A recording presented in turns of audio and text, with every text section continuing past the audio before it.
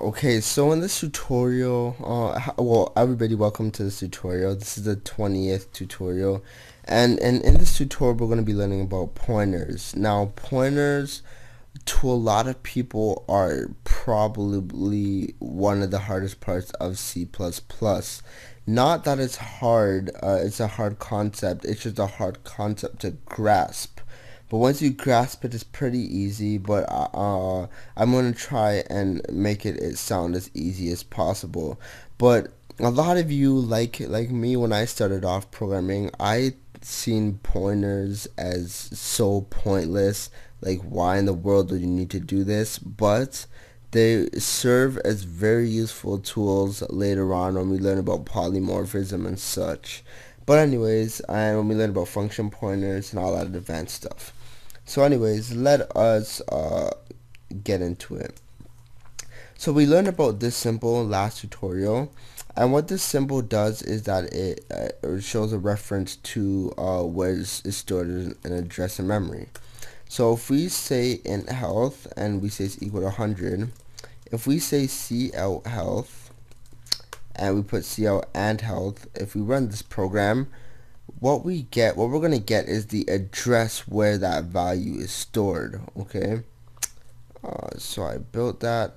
So if you look at this, it's just some random numbers. This is not the value of health. This is where it's stored in memory, right? And each time you run it, it probably will be stored somewhere different in memory, right? Yeah, each time you run it, right? Because it decides that during runtime. So this is where it is in memory. And then if you were so this is called the reference. So this is the reference symbol, gives it to where it is, so it refers you to the address in memory.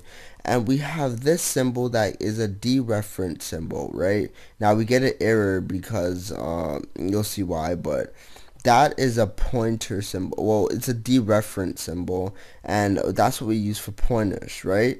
And what a dereference does is that it gives us the value within that address, right? So if we run this regularly, we get our certain value. Okay. So if the proper syntax to do a pointer is to have a type, and then you would have you'd put the asterisk and then the variable name.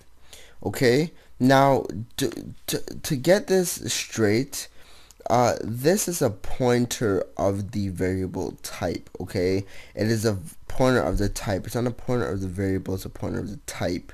So that is what really confuses people. But a pointer basically points to a value in memory. So let's say I have a variable called health, okay? And we'll say it's equal to 100. Or let's say it's equal to 80.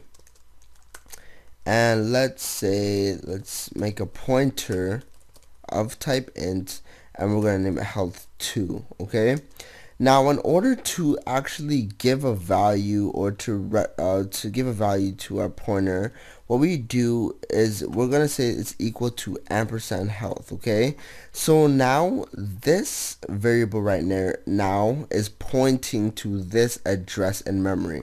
So if this, let's say the health is at the address 1, now health 2 is pointing to address number 1. So okay, so anything that we change within health 2 will be affected in health as well, because we're changing the address. This is pointing to the same address, right? So what is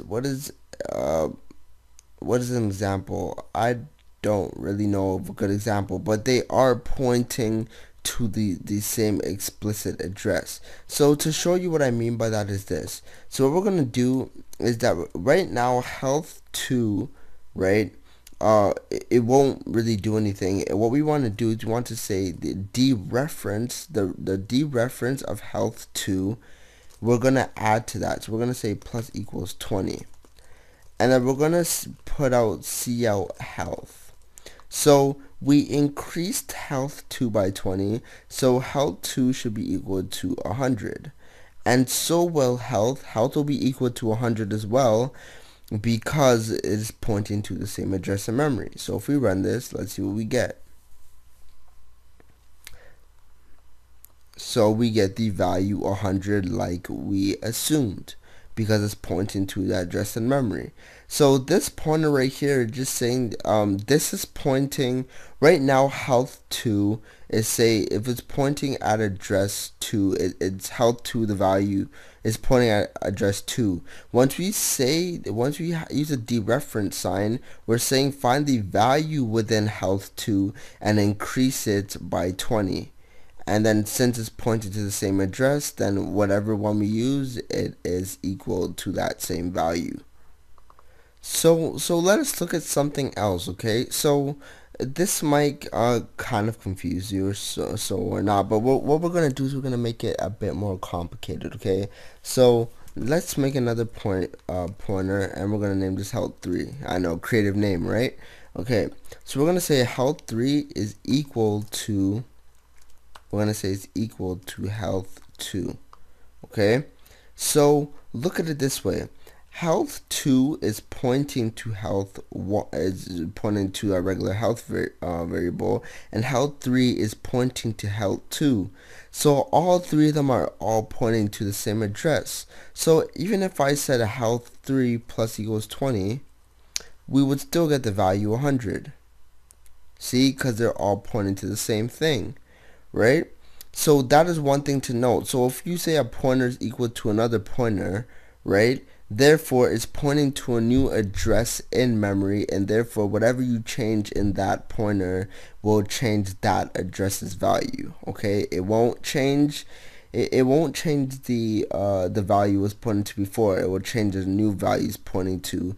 So think of a pointer as an arrow or something pointing to something in memory. So if the pointer is equal to, if it's pointing to health, then any value within that, you're changing that. If it points to a new variable, then any value in that, you change towards that.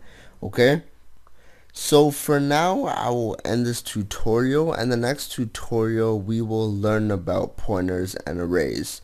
So hope you enjoyed this tutorial. Thanks for watching, and bye.